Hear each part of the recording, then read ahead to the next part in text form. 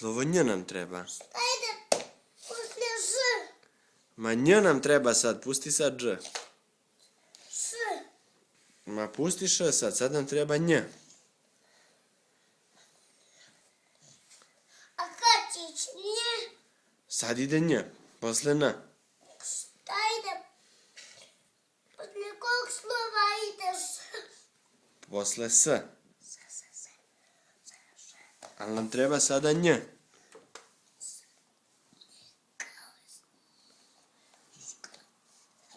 evo ga. Šta piše to?